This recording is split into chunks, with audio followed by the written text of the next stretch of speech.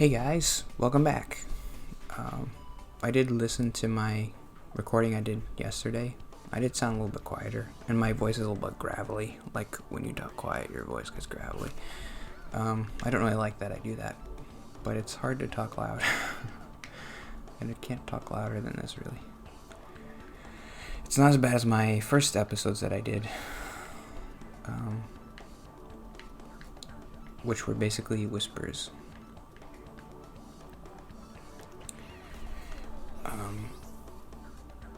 I did want to get a 5-hour energy. I mentioned that last week. And I was going to buy some, but they're so expensive. It's like $50 for a pack of 20 or something. It's ridiculous. It's too much money. I saw a commercial for Coca-Cola Energy. That's interesting. Do they just put more caffeine in it somehow? Whoa.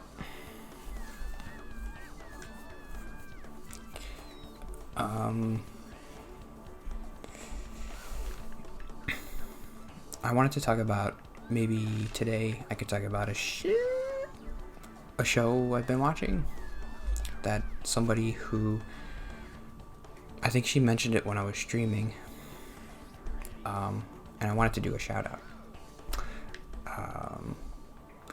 I've been thinking more about shout out stuff, and I guess the conclusion I came to is like, if somebody else has a channel that they're kind of like wanting promoted, then it's okay to be like, to mention by name like another person. But if it's just like a commenter, I don't want to point them out and be like, oh, this person commented. I'm still trying to figure that out. I mean, I don't really get them any comments anyway, so. But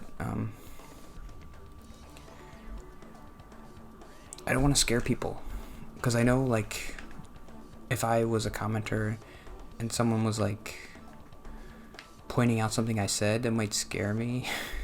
I don't want to, but I think this is kind of trippy. Whoa. But I think if somebody has a channel where they're like making videos and they're like promoting it and they want people to see it, it's okay to call out their comments and be like, this person commented, or go watch this person's channel. I've only done it twice. Where I put like a link in the description. Okay, how do I time this? You can't move the camera. Up.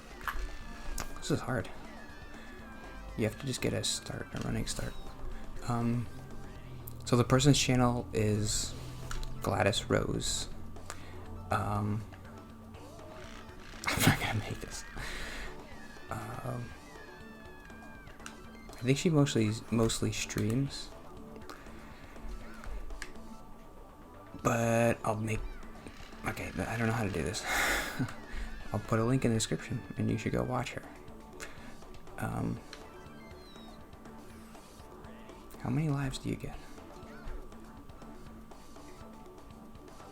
Okay, I'm gonna go when it hits the ground. Go. Oh!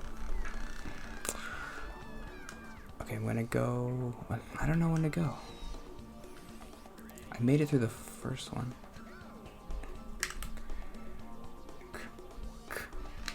Hold up. Okay. Now turn around. Okay, I think I can do this. I might skip this one. I don't know if you need to do all of them. Getting distracted. She mentioned while I was streaming like this Netflix show that I never heard of. It's called You, Y-O-U. And I had a lot of thoughts about it.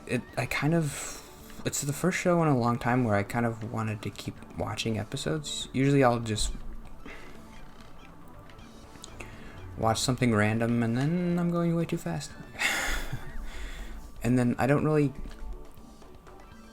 I mean, I like watching TV, but it hasn't happened for a long time where like I watch something and then I'm like, I wonder what happens next. I want to watch the next episode. But this show, and it's for kind of like good and bad reasons. At first I was like, what is this? The first episode happened and you're like, what is this show? Like, how is this a show? And you want to see like, when does the show start? Oh, but I'm gonna run out of time though, so maybe I go down quick and then pull up at the bottom. Okay, pull up. Okay, good. Now we go. I think I've watched like 7 episodes, like one a day, pretty much. I think it's good, but it's getting to a point where I'm not sure how many episodes are in the season. It's getting to a point where I could see them going down a road where like maybe they shouldn't go, and I mean the whole show is kind of a little melodramatic, but it's okay.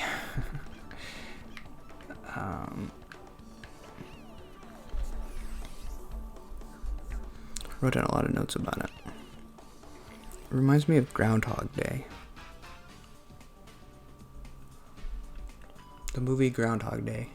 It was reminding me of that. I guess so Groundhog Day is about a guy who relives the same day over and over again. And a major plot point of the movie is that he falls in love with like his coworker. And it's a really interesting love story because I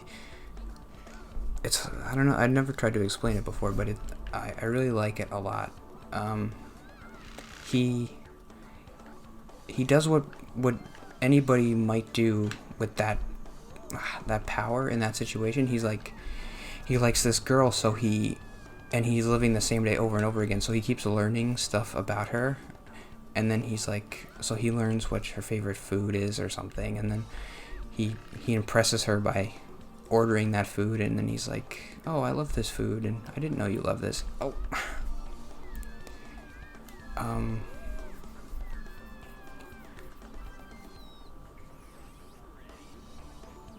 And like a lesser movie would just end there, I guess, and just be like,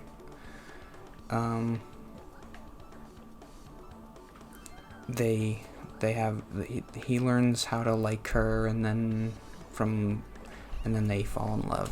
But this movie is different because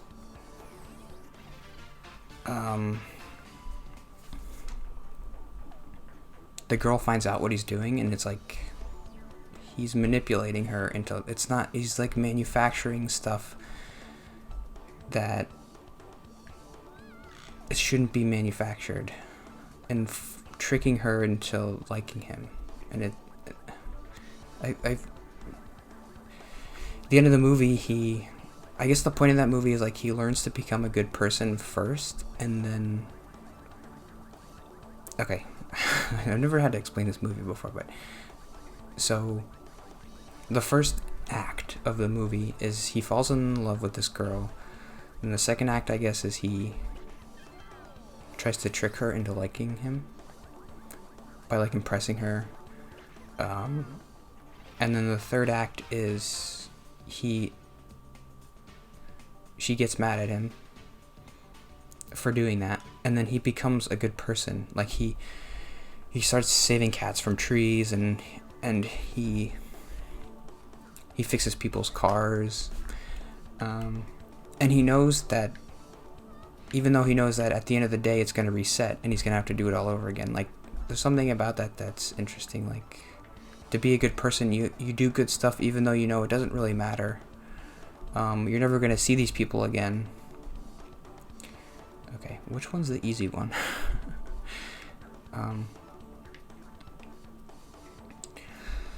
Like, in real life, to be a good person, you have to do stuff that you don't expect anything in return. So it makes sense that I'm gonna So he learns how to become a good person. In the first 2 acts of the movie, he's a terrible person, and we see that. But he learns how to become a good person because he's doing good things, and even though the good things he's doing, they don't matter because it's going to reset at the end of the day. He's doing it over and over again. That's what a good person does, and I guess that's the point of the movie, is like a good person does something even though they know it doesn't matter, or it might not matter, or the person might not like thank you for it. Yes.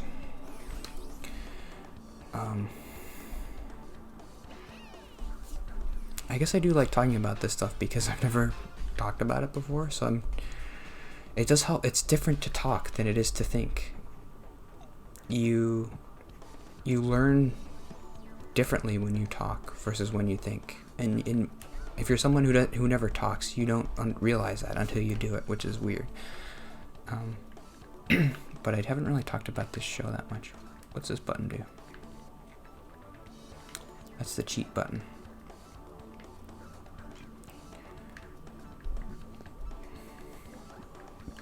But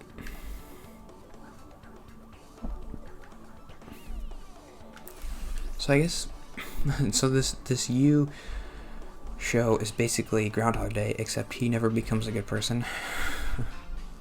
And it's I mean, the way this show is set up, I mean, I'll probably talk about it more tomorrow, but so I'll spoil it tomorrow, but there's no redemption for him. You can tell it's gonna be like a Dexter type of show. I see. I was trying to maybe think of a way to make a tweet about this, but like, this show is basically Dexter if instead of killing serial killers, the reason why you root for Dexter is because he's killing bad people, and that's why it's okay to like root for him and for him to be the protagonist, and like a flawed protagonist. But in this show, he doesn't really have any redeeming qualities. He's a terrible person. Oh man, this is hard.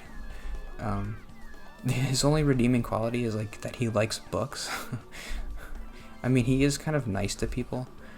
And he's like charming, but all that stuff, when you know who he is, it kind of like, it makes him even creepier, that like he's this charming, nice guy, but he's really like a stalker, sociopath. Ooh. Okay, I'll end there. I talked about Groundhog Day for the whole day. That was interesting. Alright.